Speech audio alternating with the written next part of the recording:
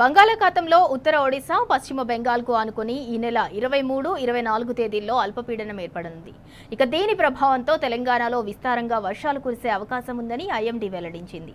ఉపరితల ద్రోణి ప్రభావంతో అక్కడక్కడ భారీ నుంచి అతి భారీ వర్షాలు కురుస్తాయని తెలిపింది. అల్పపీడనం ఏర్పడటానికి అనువైన పరిస్థితులు నెలకొనటంతో వాతావరణంలో మార్పులు చోటు చేసుకుంటున్నట్లు అధికారులు తెలిపారు.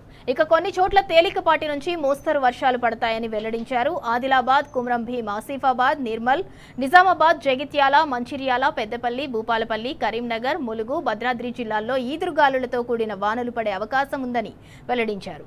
ఇక సంగారెడ్డి, వికారాబాద్, రంగారెడ్డి, మహబూబ్ నగర్, మెదక్, కామారెడ్డి, సిద్దిపేట, సిరిసిల్ల, హన్మకొండ, వరంగల్ జిల్లాల్లో తేలికపాటి నుంచి మోస్తరు వర్షాలు కురుస్తాయని వివరించారు. ఇక ఇదే అంశానికి సంబంధించి మరింత సమాచారం మా ప్రతినిధి అరవింద్ అందిస్తారు. అరవింద్, వెదర్ కి సంబంధించి అప్డేట్ ఏంటి?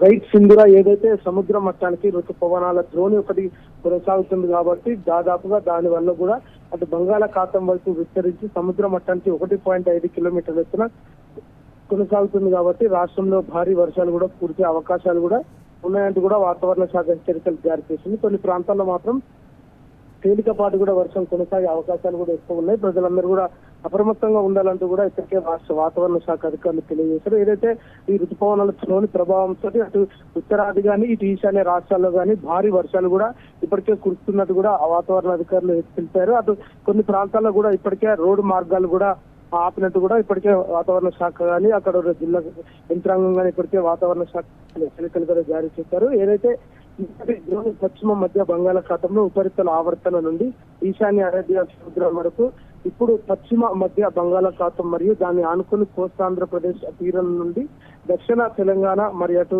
ఛత్తీస్గఢ్, మధ్యప్రదేశ్, రాజస్థాన్, గుజరాత్ ఈ ప్రాంతం మీదుగా సముద్ర మట్టానికి 5.8 కిలోమీటర్ ఎత్తున కొనసాగుతుంది కాబట్టి అటు దీని ప్రభావం వల్ల తెలంగాణ, ఆంధ్రప్రదేశ్ రాష్ట్రాల్లో కూడా ఇప్పటికే భారీ వర్షాలు కూడా కురిసే సూచన ఉన్నట్టు కూడా వాతావరణ అధికారులు తెలియజేశారు. తెలంగాణలో మాత్రం రాగల 3 రోజుల పాటు కూడా అటు వాతావరణ శాఖ హెచ్చరికలు కూడా జారీ చేసింది. కొన్ని ప్రాంతాల్లో భారీ వర్షం కూడా నమోదయ్యే అవకాశాలున్నాయి. ప్రధానంగా అటు ఉత్తర జిల్లాలో మాత్రం ఇప్పటికే ఎల్లో అలర్ట్ కూడా జారీ చేసినట్టు కూడా అధికారులు తెలిపారు. అటు ఆదిలాబాద్ కానివ్వండి, ఇటు భద్రాద్రి కొత్తగూడెం, కుమరంభీం, ఆసిఫాబాద్ జిల్లా, జగిత్యాల, కామారెడ్డి, కరీంనగర్, ఆసిఫాబాద్, మంచిర్యాల, నిర్మల్, నిజామాబాద్, పెద్దపల్లి, రాజన్న సిరిసిల్ల, సిద్దిపేట జిల్లాలో కూడా ఇప్పటికే ఎల్లో అలర్ట్ కూడా వాతావరణ శాఖ అధికారులు జారీ చేశారు. ప్రధానంగా హైదరాబాద్ వాతావరణం చూసుకుంటే కొన్ని ప్రాంతాల్లో మాత్రం తేలికపాటి జల్లులే కురుస్తాయి. అటు మేఘావృత వాతావరణంతో కొనసాగుతుంది. అటు ఉదయం సమయంలో కూడా కొంచెం ఉక్కపోత వాతావరణంతో కూడుకున్న మేఘావృత వాతావరణం కూడా ఉంటుందంటూ కూడా ఇప్పటికే అధికారులు తెలియజేశారు.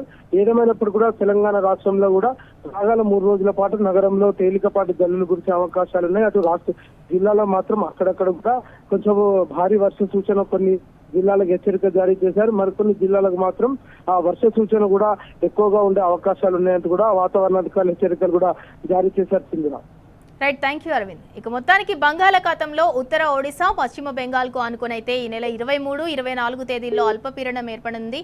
ఇక దీని ప్రభావంతో అయితే తెలంగాణలో అక్కడక్కడ భారీ నుంచి అతి భారీ వర్షాలు కురుస్తాయని ఐఎండీ అయితే తెలిపింది.